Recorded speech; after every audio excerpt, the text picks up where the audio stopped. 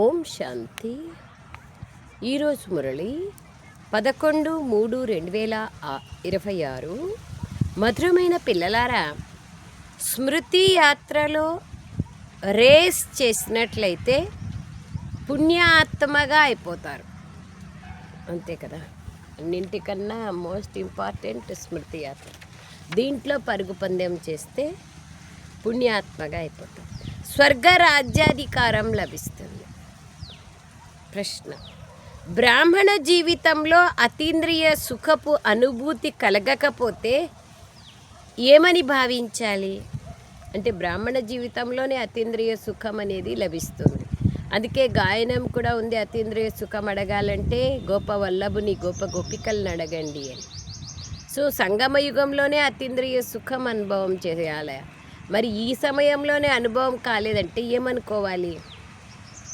జవాబు: తప్పకుండా సూక్ష్మంగా ఏదో ఒక పాపం జరుగుతోంది అని భావించాలి. ఎంత క్లారిటీగా చెప్తున్నారు బాబా. దేహాభిమానంలో ఉండడం వల్లనే పాపాలు జరుగుతాయి. ఆ కారణంగానే సుఖం యొక్క అనుభూతి పొందలేరు. స్వయాన్ని గోపగోపికలుగా భావిస్తూ కూడా అతీంద్రియ సుఖం యొక్క అనుభూతి కలగకపోతే తప్పకుండా ఏదో తప్పు జరుగుతోంది అని అర్థం. కావున బాబాకు సత్యాన్ని వినిపించి శ్రీమతాన్ని తీసుకుంటూ ఉండండి. ఓం శాంతి. ఓం శాంతి బాబా. నిరాకార శివ భగవాన్ వాచ. నిరాకార భగవంతుడు అని శివుణ్ణి అంటారు. భక్తి మార్గంలో అతడికి ఎన్నో పేర్లు పెట్టారు. లెక్కలేనన్ని పేర్లున్నాయి. కావుననే ఎంతో విస్తారమైంది భక్తి. స్వయంగా బాబానే వచ్చి పిల్లలైన మీకు మీ తండ్రి అయిన శివుడైన నన్ను స్మృతి చేయండి అని చెప్తున్నారు. ఓ పతిత పావన అని తండ్రినే పిలుస్తూ వచ్చాం. మరి పేరు తప్పకుండా ఒకటే ఉంటుంది కదా, ఎన్నో పేర్లు నడవవు. శివాయ నమః అని అన్నప్పుడు శివుడికి ఒకటే పేరుంటుంది. రచయిత కూడా ఒక్కరే, రచన కూడా ఒక్కటే. అనేక పేర్లుంటే తికమక పడతారు. శివుడికి ఒక్కటే పేరు ఉంటుంది కదా, రచయిత కూడా ఒక్కరే. తో బాబా అంటున్నారు, తికమక పడతారు. నీ పేరు పుష్ప, నిన్ను శీలా అని పిలిస్తే నీవు బదిలిస్తావా? ఇవ్వవు కదా, ఇంకెవరినో పిలుస్తున్నారు అని భావిస్తారు. ఇది కూడా అలాంటిదే. అతడి పేరు ఒక్కటే, కానీ భక్తి మార్గం కారణంగా అనేక మందిరాలు నిర్మించిన కారణంగా రకరకాల పేర్లను పెట్టారు. నిజానికి ప్రతి ఒక్కరికి ఒకే పేరు ఉంటుంది. గంగా నదిని యమునా నది అని పిలవరు. ఏ వస్తువులకైనా ఒక పేరు ప్రసిద్ధమై ఉంటుంది. ఈ శివ అనే పేరు చాలా ప్రసిద్ధమైనది. శివాయ నమః అని గాయనం కూడా చేస్తారు. బ్రహ్మదేవతాయ నమః, విష్ణుదేవతాయ నమః అని అంటారు. ఆ తర్వాత శివ పరమాత్మాయ నమః అంటారు. ఎందుకంటే అతడు ఉన్నతోన్నతమైన వాడు. మనుషుల బుద్ధిలో ఇది ఉంటుంది. ఉన్నతోన్నతుడు నిరాకారుణ్ణి అంటారు. అతడి పేరు ఒక్కటే. బ్రహ్మను బ్రహ్మ అని, విష్ణువుని విష్ణు అని అంటారు. అనేక పేర్లు పెట్టడం వలన తికమక పడిపోయారు. అతని నుండి బదులు లభించదు. అతడి రూపాన్ని గురించి కూడా వారికి తెలియదు. బాబా వచ్చి పిల్లలతోనే మాట్లాడుతున్నారు. శివాయ నమః అని అంటారు.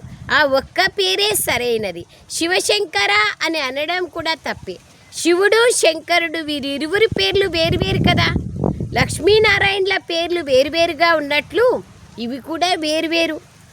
అక్కడ నారాయణ్ణి లక్ష్మీనారాయణ అని పిలవరు. శ్రీమన్నారాయణుడు మహారాజా కింగ్ అంటారు, కానీ పేరుతో పిలవరు. ఈ రోజుల్లో మనుషులు తమకు 2 పేర్లు పెట్టుకుంటారు. పెట్టినేమని ఇంట్లో ఒక పేరు, అత్తగారి ఇంట్లో ఒక పేరు, పేరు బలం బాగాలేకపోతే ఒక పేరు, అట్లా డిఫరెంట్గా పెట్టుకుంటారు. దేవతలకి ఈ విధంగా 2 పేర్లు ఉండవు. రాధ పేరు వేరు, కృష్ణుని పేరు వేరు. ఇక్కడైతే ఒక్కరే రాధాకృష్ణ అని పెట్టుకుంటారు. సీతారాములు, లక్ష్మీనారాయణులు. సృష్టికర్త ఒక్కరే, అతడి పేరు కూడా ఒక్కటే ఉంటుంది. ఇప్పుడు అతన్నే తెలుసుకోవాలి. ఆత్మ ఒక చిన్న నక్షత్ర సమానంగా ఉంటుంది. భృకుటి మధ్యలో ఒక ప్రకాశిస్తున్న నక్షత్రం ఉంటుంది అని అంటారు కదా. మళ్ళీ ఆత్మనే పరమాత్మ అని అంటారు. అక్కడే ప్రాబ్లం వచ్చిండేది. ఆత్మ ఒక చిన్న నక్షత్రం అన్నారు, మళ్ళీ ఆత్మనే పరమాత్మ అన్నారు. ఆత్మనే పరమాత్మ అంటే మరి ఎవరిని జ్ఞాపకం చేసుకోవాలా, ఎందుకు జ్ఞాపకం చేసుకోవాలా, ఇవన్నీ అర్థం చేసుకోవాల్సిన విషయాలు. మరి పరమాత్మ కూడా ఒక నక్షత్రమే కదా. అలాగని ఆత్మ చిన్నగా లేదా పెద్దగా ఉండదు. ఇక్కడి విషయాలు చాలా సహజమైనవి, అర్థం చేసుకుంటే సహజం. ఓ పతిత పావన రాండి అని మీరు పిలుస్తూ వచ్చారు, కానీ వారు పావనంగా ఎలా తయారు చేస్తారు అనేది ఎవరికీ తెలియదు. గంగను పతిత పావని గంగ అని పిలుస్తారు. పతిత పావనుడు ఒక్క శివబాబానే. మన్మనాభవ అని ఒక్కడనే, నన్నొక్కడనే స్మృతి చెయ్యండి అంటారు. ఇంతకు ముందు కూడా చెప్పాను, కేవలం పేరుని మార్చేశారు. తండ్రిని స్మృతి చేయడం ద్వారా వారసత్వం అదంతకదే లభిస్తుంది. మన్మనాభవ అని అనాల్సిన అవసరం కూడా లేదు. కానీ పూర్తిగా తండ్రిని వారసత్వాన్ని మర్చిపోయారు కాబట్టే బాబా వచ్చి గుర్తు చేయించాల్సి వస్తుంది. కావుననే తండ్రినైనా నన్ను మరియు వారసత్వాన్ని స్మృతి చెయ్యండి అని బాబా చెప్తున్నారు. బాబా స్వర్గ రచయిత. మరి తప్పకుండా ఆ తండ్రిని స్మృతి చేయడం ద్వారా మనకు స్వర్గ రాజ్యాధికారం లభిస్తుంది కదా. బిడ్డ జన్మించగానే వారసుడు పుట్టాడు అని అంటారు కదా. మరి అది అంగుష్ట మాత్రంగా ఎలా ఉంటుంది? వారసుడు పుట్టాడు అంటారు. ఆడపిల్ల పుడితే అలా అనరు, బాబు పుడితే అంటారు వారసుడు పుట్టినారని. ఆడపిల్ల పుడితే వారసురాలు పుట్టిందన్నారు. ఇక్కడ ఆత్మలైన మీరందరూ పిల్లలే. ఆత్మ ఒక చిన్న నక్షత్రం వంటిది. మరి అది అంగుష్ట మాత్రంగా ఎలా ఉంటుంది? ఆత్మ చాలా సూక్ష్మమైన బిందు, అది కండ్లకు కనిపించదు. దానిని దివ్యదృష్టి ద్వారా చూడొచ్చు, ఎందుకంటే అది అవ్యక్తమైనది. దివ్యదృష్టిలో చైతన్యంగా కనిపిస్తుంది, మళ్ళీ మాయమైపోతుంది. చూస్తే ఏం లాభము? ఏం లాభం లేదు. ఆ విధంగా మనం అయితే లాభము, ఆ కాన్షియస్నెస్లో ఉండి కర్మ చేస్తే లాభం, కానీ చూస్తే ఏం లాభం? ఎందుకంటే అది అవ్యక్తమైనది. దివ్య దృష్టిలో చైతన్యంగా కనిపిస్తుంది, మళ్ళీ మాయమైపోతుంది. కానీ దానివల్ల లాభమేమి? ఏం లభించదు. సాక్షాత్కారం వల్ల ఏం లాభం? ఒక సాటిస్ఫై మాత్రమవుతుంది తప్ప ఏమీ లభించదు. సంస్కారాల పరివర్తన జరగదు. యోగమేం సహజం కాదు, జ్ఞానమేమి లోతుగా అర్థం కాదు. సాక్షాత్కారం అనేది నమ్మకం కోసం మాత్రమే. నమ్మకం ఏముంది? సాక్షాత్కారం జరిగితేనేనా? ఇప్పుడు మన నాయన చిన్నప్పుడే చనిపోయినారనుకో, అమ్మ చెప్తుంది వీళ్ళు మీ నాయన అని. ఏమో నేను చూడలేదు, నాకు కనపడితే కదా నేను ఒప్పుకునేది అన్నాం కదా. పెద్దవాళ్ళు చెప్తున్నారు అంటే దాన్ని అనుభవంతో అర్థం చేసుకొని, భావాన్ని తోడుగా పెట్టుకొని, బుద్ధి నేత్రంతో, అనుభవ జ్ఞానంతో తెలుసుకోవాలి. బాబాని చూడాల్సిన అవసరం లేదు. కేవలం సంతోషపడతారంతే సాక్షాత్కారంతో. దీనిని భక్తిలోని అల్పకాలిక సుఖము అంటారు. ఇక్కడ ఇది భక్తి ఫలం. జ్ఞానం అనేది భక్తి ఫలం. ఎవరైతే చాలా బాగా భక్తి చేశారో వారికి నియమానుసారంగా ఈ జ్ఞానం ద్వారా ఫలం దానంతటదే లభిస్తుంది. భక్తి యొక్క ఫలమే జ్ఞానం, జ్ఞానం యొక్క పరాకాష్ఠయే బేహద్వైరాగ్యం, లేదా జ్ఞానం యొక్క ఫలమే గతి సద్గతి. దానికయ్యే బాబా అంటున్నారు, ఎవరైతే బాగా భక్తి చేస్తున్నారో వారికి జ్ఞానం కూడా తప్పక లభిస్తుంది. భక్తి యొక్క ఫలం.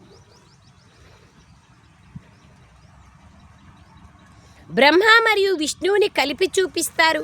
బ్రహ్మ నుండి విష్ణు అవుతారంటారు. భక్తి ఫలం విష్ణువు రూపంలో రాజ్యంగా లభిస్తుంది. విష్ణువు లేదా కృష్ణుని సాక్షాత్కారాలను ఎంతోమంది పొందుతారు. భిన్న భిన్న నామరూపాలతో భక్తి చేసి ఉంటారని అర్థం చేసుకోవడం జరుగుతుంది. సాక్షాత్కారాలని యోగం అనరు, జ్ఞానము అనరు. నవదా భక్తి ద్వారా సాక్షాత్కారాలు జరుగుతాయి. ఎంత కష్టపడాల నవదా భక్తి అంటే? ఆత్మనివేదన, దాస్యం, సఖ్యం, శ్రవణం, మననం, అనేక రకాలుగా 9 రకాల నవవిధ భక్తి అంటే 9 ప్రకారాల భక్తి అనేది ఉంది కదా. దాంట్లో 9వ భక్తి ఆత్మనివేదన. మనల్ని మనం భగవంతుని ముందు అర్పణం చేసుకోవడం. నాది నేను అనేది సమాప్తం చేసుకొని అర్పణమయ స్థితిలో ఉండడమే నవదా భక్తి. నవదా భక్తి ద్వారా సాక్షాత్కారాలు అవుతాయి అంటున్నారు బాబా. చాలా భక్తి చేస్తే సాక్షాత్కారాలు అవుతాయి. తో బాబా అంటున్నారు బ్రహ్మ నుండి విష్ణువుగా అవుతారు. భక్తి యొక్క ఫలం. సో బాబా అంటున్నారు విష్ణువు బ్రహ్మగా అవుతారు అనే విషయం కూడా భక్తిలో తెలియదు. భక్తి ఫలం విష్ణువు రూపంలో రాజ్యంగా లభిస్తుంది. విష్ణువు లేదా కృష్ణుని సాక్షాత్కారాలను ఎన్నో పొంది ఉంటారు. భిన్న భిన్న నామరూపాలతో భక్తి చేసి ఉంటారని అర్థం చేసుకోవడం జరుగుతుంది. సాక్షాత్కారాలని యోగమని కానీ జ్ఞానమని కానీ అన్నారు. నవదా భక్తి ద్వారా సాక్షాత్కారాలు జరుగుతాయి. ఇప్పుడు సాక్షాత్కారాలు జరగకపోయినా నష్టమేమీ లేదు. మనుషుల నుండి దేవతలుగా తయారవ్వడమే ఇక్కడ మీ లక్ష్యం. మీరు దేవీ దేవతా ధర్మం వారిగా అవుతారు. పురుషార్థం చేయించేందుకు మిగిలిన అన్ని సాంగత్యాల నుండి బుద్ధియోగాన్ని తొలగించండి అని బాబా అంటున్నారు. దేహం నుండి కూడా తొలగించండి. తండ్రినైనా నన్నొక్కడనే స్మృతి చేయండి అని బాబా అంటారు. ప్రేయసి ప్రియులు పనులు చేసుకుంటూ కూడా హృదయంలో ఒకరికొకరు స్మృతి చేసుకుంటూ ఉంటారు కదా. అలాగే బాబా కూడా నన్నొక్కడనే స్మృతి చెయ్యండి అంటున్నారు. అయినా బుద్ధి అటు ఇటు పరిగెడుతూ ఉంటుంది. మనకు మెట్లు దిగేందుకు ఒక కల్పం పట్టింది. సత్యుగం నుండి మెట్లు దిగుతూ వచ్చాం. కొద్దిగా మలినాలు కలుస్తూ వచ్చాయి. సతో నుండి తమోగా అయిపోయామని మీరు ఇప్పుడు తెలుసుకున్నారు.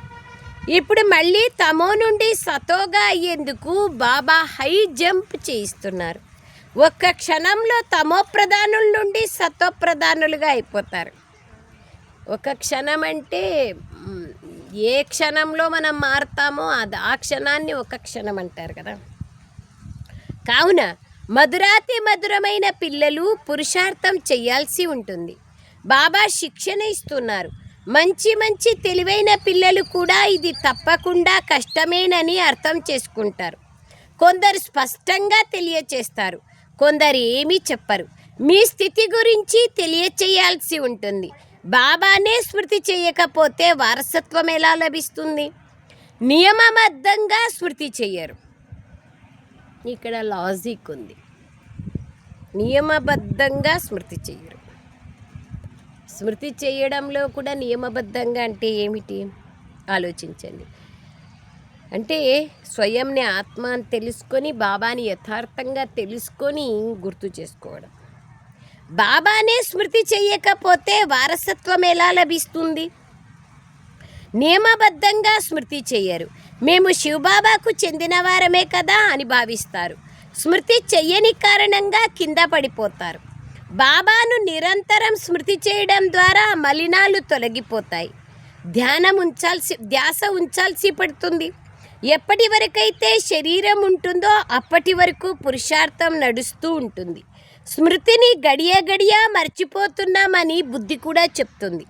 ఈ యోగ బలం ద్వారా మీరు రాజ్యాధికారాన్ని ప్రాప్తి చేసుకుంటారు. అందరూ ఒకే విధంగా పరిగెత్తలేరు. లాలో కూడా లేదు. రేసులో కూడా కనీసం కొద్దిగా అయినా తేడా ఏర్పడుతుంది. నంబర్ 1 ఆ తర్వాత మిగిలిన వారు వస్తారు. ఇక్కడ కూడా పిల్లలు రేస్ చేస్తున్నారు. స్మృతియే ముఖ్యమైనది. మేము పాపాత్మల నుండి పుణ్యాత్మలుగా అవుతున్నామని మీరు అర్థం చేసుకున్నారు. బాబా డైరెక్షన్ ఇచ్చారు. ఇప్పుడు పాపం చేసినట్లయితే అది 100 రెట్లుగా అవుతుంది. పాపం చేసేవారు చాలామంది ఉన్నారు, కానీ వారు తెలియచేయరు. అది వృద్ధి అవుతూ పోతుంది. అంతిమంలో ఫెయిల్ అయిపోతారు. వినిపించేందుకు సిగ్గుపడతారు. కానీ సత్యం వినిపించినట్లయితే సత్యం వినిపించకుంటే మిమ్మల్ని మీరే మోసం చేసుకున్నట్లు అవుతుంది. బాబా ఈ విషయాన్ని వింటే ఏమంటారో అని కొందరికి భయం కలుగుతుంది. కొందరు చిన్న తప్పును కూడా వినిపించేందుకు వచ్చేస్తారు. కానీ పెద్ద తప్పులను చాలా మంచి పిల్లలు కూడా చేస్తూ ఉంటారు. మంచి మహారథులను కూడా మాయ వదలదు. మాయ పెహల్వాన్లనే తన చక్రంలోకి తీసుకుంటుంది. ఇందులో చాలా ధైర్యం ఉండాలి అని బాబా చెప్తారు. ఇక్కడ అసత్యం నడవదు.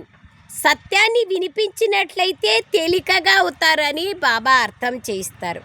ఎంతగా అర్థం చేయించినా కూడా మళ్ళీ ఏదో ఒకటి జరుగుతూనే ఉంటుంది. అనేక రకాలైన విషయాలు ఉన్నాయి. ఇప్పుడు బాబా నుండి రాజ్యాన్ని తీసుకోవాలనుకుంటే బుద్ధిని ఇతర వైపుల నుంచి తొలగించుకోండి. ఇప్పుడు పిల్లలైన మీకు జ్ఞానం లభించింది. 5000 సంవత్సరాల క్రితం భారతదేశం స్వర్గంగా ఉండేది. మీకు మీ జన్మల గురించి తెలీదు. కొందరికి అంగవైకల్యంతో జన్మ కలుగుతుంది. వారిని డిఫెక్టెడ్ అని అంటారు. వారికి తమ కర్మల అనుసారమే అలా జరుగుతుంది. మనుష్యులుగానే జన్మిస్తారు. ఒకటేమో పవిత్రంగా ఉండాలి, రెండవదేమో అసత్యము పాపము ఏది ఉండకూడదు. లేకపోతే చాలా నష్టం కలుగుతుంది. ఒకరిచే ఒక తప్పు జరిగింది. అతడు బాబా వద్దకు వచ్చారు. బాబా క్షమించండి, ఇంకెప్పుడు ఇలాంటి పనిని చెయ్యను అన్నారు. ఇలాంటి తప్పులు ఎంతో మందితో జరుగుతూ ఉంటాయి. కానీ నీ వచ్చి సత్యాన్ని వినిపించావు. కొందరు వినిపించని కూడా వినిపించరు అని బాబా అంటున్నారు. కొందరు ఫస్ట్ క్లాస్ అయిన పిల్లలు ఉన్నారు. వారి బుద్ధి ఎప్పుడూ ఎటువైపుకి వెళ్ళదు. బొంబాయిలో నిర్మలా డాక్టర్ ఉంది. తాను నంబర్ 1 డాక్టర్ నిర్మలా దీది. పూర్తి స్వచ్ఛమైన హృదయం. ఎప్పుడూ హృదయంలో తప్పుడు ఆలోచనలు కూడా రావు. కావుననే బాబా హృదయం గెలిచి ఉన్నారు. ఇటువంటి పిల్లలు కూడా కొందరున్నారు. కేవలం సత్యమైన హృదయంతో బాబాను స్మృతి చెయ్యండి అని బాబా చెప్తున్నారు. కర్మలు చేయాల్సిందే, కానీ బుద్ధి యోగాన్ని బాబాతో జోడించి ఉండాలి. చేతులు పనివైపు, హృదయం ప్రియుని వైపు ఉండాలి. ఆ స్థితి చివరిలో కలుగుతుంది. అతీంద్రియ సుఖము గురించి గోపగోపికలను అడగండి అని ఈ స్థితిని పొందిన వారి గురించే గాయనముంది. ఎవరైతే పాపకర్మలు చేస్తారో వారు ఈ స్థితికి చేరుకోలేరు. బాబాకు అన్నీ తెలుసు. కావుననే భక్తి మార్గంలో కూడా మంచి కర్మలకు చెడు కర్మలకు ఫలం లభిస్తుంది అంటారు. ఫలమిచ్చేది బాబానే. ఎవరైతే పాపకర్మలు చేస్తారో వారి స్థితికి చేరుకోలేరు. బాబాకు అన్నీ తెలుసు. కావుననే భక్తి మార్గంలో కూడా మంచి కర్మలకు చెడు కర్మలకు ఫలం లభిస్తుంది అంటారు. ఫలమునిచ్చేది బాబాయే. ఎవరైతే ఇతరులకు దుఃఖాన్ని ఇస్తారో వారు తప్పకుండా దుఃఖాన్నే అనుభవిస్తారు. ఏ విధంగా కర్మలను చేశారో ఆ విధంగా అనుభవించాల్సే పడుతుంది. ఇక్కడ బాబా స్వయంగా హాజరై ఉన్నారు. అర్థం చేయిస్తూ ఉంటారు. అయినా ఇది ఒక గవర్నమెంట్. ధర్మరాజు కూడా నా తోడుగా ఉన్నాడు.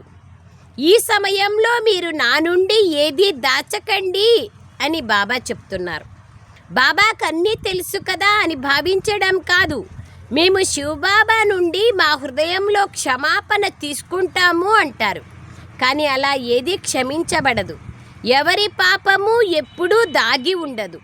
పాపం చేయడం వలన దినప్రతిదినము పాపాత్మలుగా అయిపోతారు. భాగ్యంలో లేకపోతే అలాగే జరుగుతూ ఉంటుంది. రిజిస్టర్ పాడైపోతుంది. ఒకసారి అబద్ధం చెప్తే సత్యాన్ని తెలియచేయకపోతే ఇక వీరు ఇలాంటి పనులు చేస్తూనే ఉంటారు అని అర్థమవుతుంది. అసత్యము ఎప్పుడూ దాగి ఉండదు. అయినా బాబా పిల్లలకు అర్థం చేయిస్తూనే ఉంటారు. చిన్న దొంగతనం చేసిన వారు రేపు చాలా పెద్ద దొంగగా కూడా అవుతారు. కావున నా ద్వారా ఈ దోషం జరిగింది అని బాబా ముందు సత్యంగా చెప్పాలి. బాబా ముందు సత్యంగా చెప్తేనే పాపం యొక్క ప్రక్షాళన జరుగుతుంది. ఎప్పుడైతే బాబా అడుగుతారో అప్పుడు తప్పైపోయింది అని ఒప్పుకుంటారు. మరి మీకు మీరే ఎందుకు తెలియచేయరు? చాలామంది పిల్లలు దాచిపెడుతున్నారని బాబాకు తెలుసు. బాబాకు వినిపిస్తే శ్రీమతం లభిస్తుంది. ఎక్కడి నుండైనా ఉత్తరం వస్తే ఏమని జవాబు ఇవ్వాలో బాబాని అడగండి. వినిపించినట్లయితే శ్రీమతం లభిస్తుంది. చాలామందిలో దురలవాట్లుంటాయి. వాటిని వారు దాచిపెడతారు. కొందరికి లౌకిక ఇంటి నుండి కొన్ని లభిస్తాయి. బాబా ధరించండి అని చెప్తే దానికి బాబా బాధ్యులవుతారు. మీరు యూజ్ చేసుకోండి అని చెప్తే వారి స్థితిని చూసి కొందరికి యజ్ఞంలో ఇచ్చేయమని చెప్తాను. నీవు బదిలీ చేసినట్లయితే మంచిది అంటాను. బాబా ఒక్కొక్కరికి ఒక్కొక్క డైరెక్షన్ చెప్తారు, వాళ్ళ వాళ్ళ మోహ మమకారాలను బట్టి. ఎవరికైతే మేము తీసుకోవాలా, మేము వేసుకోవాలా అని ఉండే వాళ్ళకు మోహ మమకారము, మా వాళ్ళు ఇచ్చినారు ఇది అని ఉంటే బాబా వద్దు, అది యజ్ఞంలో సమర్పణ చేయండి, అది వేసుకుంటే మీకు దేహదారులే గుర్తుకొస్తారు అంటారు. అదే కొంతమంది నష్టమోహగా ఉంటే పెట్టుకో, వాళ్ళు బాబాకి ఇస్తారు, బాబా వద్దంటారు, పర్వాలేదు పెట్టుకో, నీకేం అభ్యంతరం లేదు అని. నాడిని బట్టి మంది ఇవ్వాలి కదా. నీవు బదిలీ చేసినట్లయితే మంచిది. వారి స్థితిని చూసి కొందరికి యజ్ఞంలో ఇచ్చేయమని చెప్తారు, లేకపోతే అది నీకు గుర్తుకొస్తూ ఉంటుంది అంటారు. బాబా ఎంతగానో అప్రమత్తం చేస్తారు. ఇక్కడ మార్గం చాలా ఉన్నతమైనది. అడుగడుగులోనూ డాక్టర్ సలహాలను తీసుకోవాలి. మీరు ఈ విధంగా ఉత్తరం రాసినట్లయితే వారికి బాణం తగులుతుంది అని బాబా శిక్షణ ఇస్తారు. కానీ ఎంతోమందిలో దేహాభిమానం ఉంది. శ్రీమతం పైన నడవకపోవడం వల్ల తమ ఖాతాను పాడు చేసుకుంటారు. శ్రీమతంపై నడవడం ద్వారా ఎట్టి పరిస్థితులలోనూ లాభమే లాభం ఉంటుంది, నష్టమే జరగదు. ఈ మార్గం చాలా సహజమైనది. కేవలం స్మృతి ద్వారా విశ్వానికి అధిపతులుగా తయారవుతారు. ముసలివారికి కేవలం బాబాను మరియు వారసత్వాన్ని స్మృతి చెయ్యండి అని చెప్పడం జరుగుతుంది. ప్రజలను తయారు చేసుకోకపోతే రాజారాణులుగా కూడా అవ్వలేరు కదా. అయినా ఎవరైతే తప్పు చేసి దాచిపెడతారో వారికన్నా వీరు ఉన్నత పదవిని పొందగలుగుతారు. అర్థం చేయించడం బాబా బాధ్యత. తర్వాత నాకు తెలీదు అని అనకుండా బాబా అన్ని డైరెక్షన్లు ఇస్తారు. ఏదైనా తప్పు జరిగినట్లయితే వెంటనే తెలియచేయాలి. ఎంత సూక్ష్మ ఫిలాసఫీని చెప్తున్నారు చూడండి బాబా. ఎట్లెట్లా తప్పులు చేస్తాము, ఎట్లెట్లా దాచిపెడతాము, అబద్ధాలు చెప్తాము, దానికి అవి ఇవి మాటలు అల్లుతాము, ఎన్ని ఉంది చూడండి. దానికి బీకేలు కొత్త శబ్దం చెప్తున్నారు. యుక్తిగా నడుచుకోవాల్సి ఉంటుంది కదా అని అబద్ధాలు చెప్తా ఉంటారు, యుక్తి అంటూ ఉంటారు. డిఫరెంట్గా ఉన్నారు అందరూ. దానికే బాబా అన్నీ చెప్పాల్సి పడుతుంది. మాకు తెలియదు కదా బాబా, మీరు చెప్పలేదే అనేది లేకుండా బాబా ముందే అన్నీ చెప్తున్నారు. బాబా అందుకే అంటున్నారు, తర్వాత నాకు తెలీదు అని అనకుండా బాబా అన్ని డైరెక్షన్లు ఇస్తారు. ఏదైనా తప్పు జరిగినట్లయితే వెంటనే తెలియచేయాలి. అందులో నష్టమేమీ లేదు, మళ్ళీ ఇంకెప్పుడూ చెయ్యకూడదు. ఇందులో భయపడాల్సిన విషయం ఏముంది? ప్రేమగా అర్థం చేయించడం జరుగుతుంది. బాబాకు వినిపించడంలోనే కళ్యాణం ఉంది, అంతే కదా. ఎంత మనం బాబాకు వినిపిస్తే అంత బాబా మనకు సలహా ఇస్తారు. తద్వారా శ్రేష్టంగా అవుతాం, రెక్టిఫికేషన్ అవుతుంది కదా. ఇందులో భయపడాల్సిన విషయం లేదు. ప్రేమగా అర్థం చేయించడం జరుగుతుంది. బాబాకు వినిపించడంలో కళ్యాణం ఉంది. బాబా అల్లారు ముద్దుగా ప్రేమతో అర్థం చేయిస్తారు. లేకపోతే బాబా హృదయం నుండి ఒక్కసారిగా కింద పడిపోతారు. చెప్పలేదు, పొరపాట్లు చేస్తూనే ఉన్నాము, పాపాలు ఎక్కువయ్యి కింద పడిపోతారు. ఇతడి హృదయం నుండి పడిపోయినట్లయితే బ్రహ్మబాబా హృదయం నుండి, శివబాబా హృదయం నుండి కూడా పడిపోతారు. మేము నేరుగా బాబా నుండి తీసుకుంటామని భావించకండి, అలా ఏమీ జరగదు. ఎంతగా బాబాను స్మృతి చెయ్యమని అర్థం చేయించడం జరుగుతుందో అంతగా బుద్ధి బయటకు పరిగెడుతూనే ఉంటుంది. ఈ విషయాలన్నీ స్వయంగా బాబా కూర్చొని అర్థం చేయిస్తారు. ఇవన్నీ తర్వాత శాస్త్రాలుగా తయారవుతాయి. వాటన్నింటిలో గీతనే సర్వోత్తమ శాస్త్రం. భారతదేశ సర్వోత్తమ శిరోమణి, సర్వశాస్త్ర శిరోమణి శ్రీమద్ భగవద్గీత. అది భగవంతుడితో చెప్పబడింది. మిగిలిన ధర్మాలన్నీ తర్వాత వస్తాయి. ద్వాపర యుగంలోను ప్రారంభంలో ప్రసిద్ధమైన ధర్మాలు వస్తాయి, తర్వాత అనేక ధర్మాలు వస్తాయి. గీత అన్నింటికీ తల్లిదండ్రి వంటిది, మిగిలినవన్నీ దాని పిల్లలు. గీత భగవంతునిచే ఉచ్చరింపబడి ఉంది. కృష్ణునిది దైవీ సాంప్రదాయం వారంటారు. బ్రహ్మ విష్ణు శంకర్లు సూక్ష్మ దేవతలు, భగవంతుడు సూక్ష్మ దేవతలు మరియు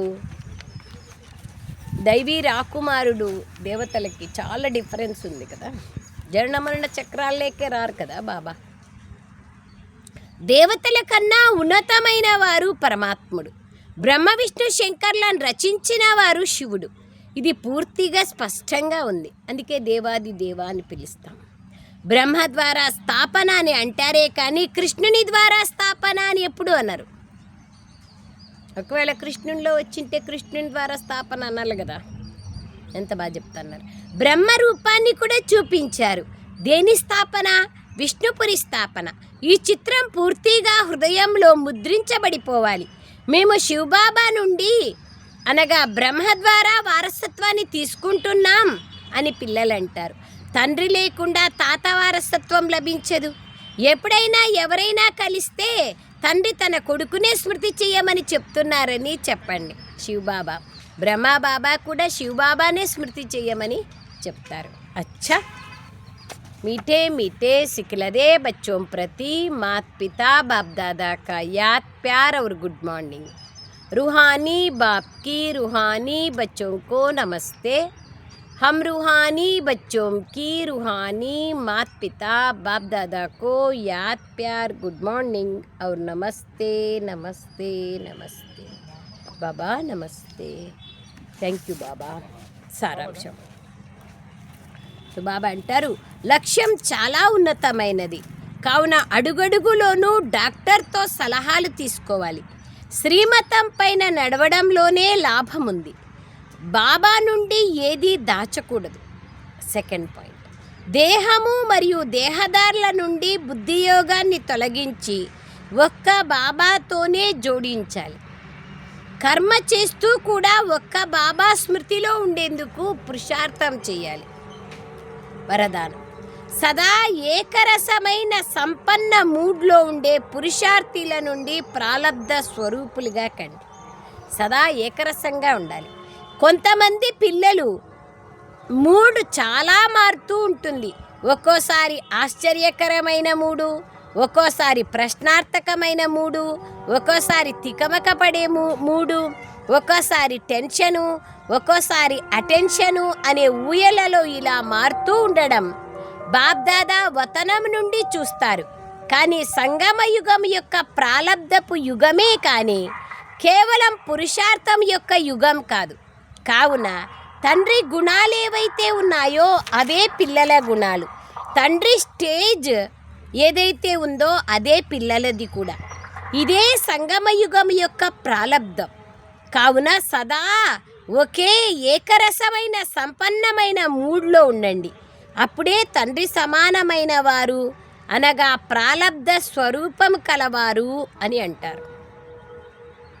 స్లోగన్, బాబ్దాదా చేతిలో బుద్ధి రూపీ చెయ్యి ఉంచినట్లయితే పరీక్ష రూపీ సాగరంలో ఎప్పుడూ కదలరు.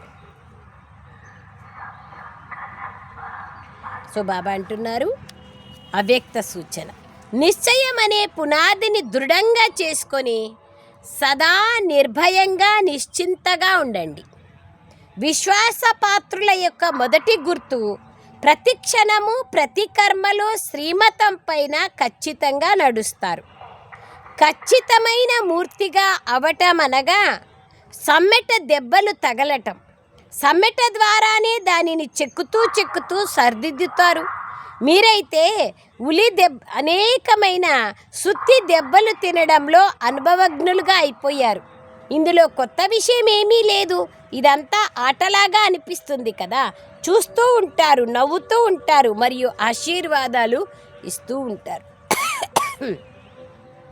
హీరో యాక్టర్ అనగా యాక్యురేట్ పాత్రను అభినయించే నిశ్చయ బుద్ధి, నిశ్చింత ఆత్మ. ముఖ్య సూచన, ఈరోజు మనందరి అతి ప్రియమైన బాబ్దాదా యొక్క కంటి రత్నము, తన హృదయ సింహాసనం పైన బాబ్దాదాను కూర్చోబెట్టుకున్న మన మధురమైన గుల్జార్ దాదీ గారి పుణ్య స్మృతి దినం. ఈరోజు బ్రాహ్మణ కుల భూషణులైన సోదరులందరూ వారి ద్వారా ప్రియమైన అవ్యక్త బాబ్దాదా యొక్క పాలన ఏదైతే లభించిందో ఆ పాలనకు రిటర్న్ ఇచ్చే శుభ సంకల్పం చేయండి. ఎలాగైతే దాదీ గారు ప్రతి అడుగును శ్రీమతం అనుసారంగా ఖచ్చితంగా వేశారో, సదా తన హర్షిత ముఖం ద్వారా అందరికీ ఆశీర్వాదాలను తీసుకున్నారో, యాక్యురేట్ పాత్రని పోషించారో, అలా మనందరం వారి అడుగుజాడలలో నడిచి వారికి మన స్నేహ సుమాంజలిని అర్పితం చేద్దాం. ఇదే వారి పట్ల మనం చూపించే సత్యమైన శ్రద్ధాంజలి. ఓం శాంతి బాబా, ఓం శాంతి. థ్యాంక్ యూ బాబా, థ్యాంక్ యూ.